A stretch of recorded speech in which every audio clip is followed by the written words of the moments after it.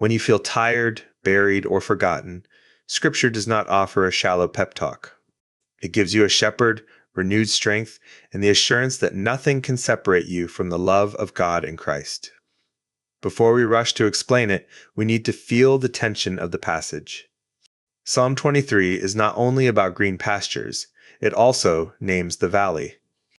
Psalm 23 says, "The Lord is my shepherd, that he restores my soul, leads me in paths of righteousness, and stays near even in the valley of the shadow of death." Isaiah chapter 40 says, "The Lord does not grow weary, and those who wait for him shall renew their strength." Romans chapter 8 says that neither death nor life, neither angels nor rulers, neither things present nor things to come, can separate us from the love of God in Christ Jesus our Lord. This is the anchor for the whole episode. Psalm 23, Isaiah chapter 40, verses 28 through 31, Romans chapter 8, verses 31 through 39. We are not building the teaching on a mood, a quote, or a vague idea. We are staying with the actual passage. These passages come from different places in Scripture, but together they speak to a tired soul honestly. Psalm 23 gives the language of trust. Isaiah 40 speaks to weary people who wonder if their way is hidden from the Lord.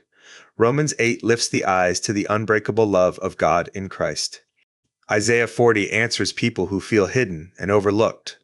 Romans 8 anchors comfort in the love of God revealed in Christ. Context protects us from making the Bible say less than it says, or more than it says. The shepherd imagery is personal.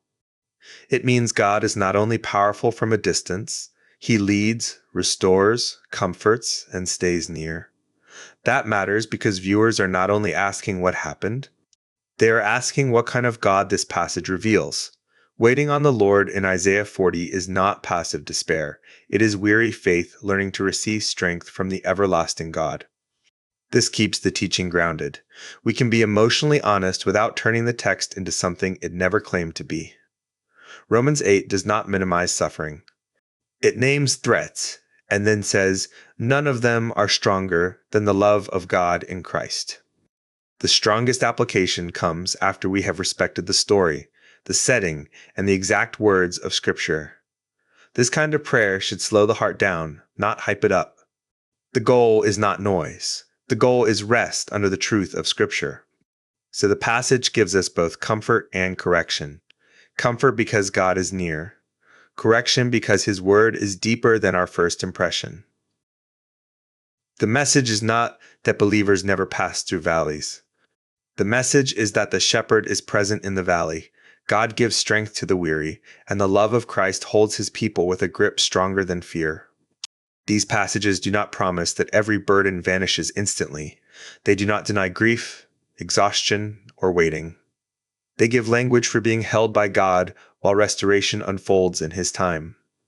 The shepherd imagery is personal. A tired person may not need a complicated assignment. Sometimes the faithful response is to receive the word slowly. The Lord is my shepherd. He restores my soul. He gives power to the faint. Nothing can separate me from His love.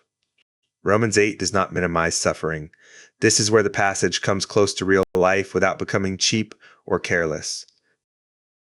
Lord, shepherd the tired heart. Restore what has been worn down. Give strength where strength is gone. Remind the forgotten soul that nothing in heaven, earth, life, death, present, or future can separate your people from your love in Christ. Amen. You may feel buried, but you are not beyond the shepherd. You may feel tired, but the everlasting God does not faint.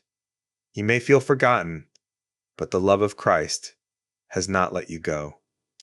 Let this play again when you need Scripture over your heart, and stay with Soulful Journey for more prayer and Bible teaching.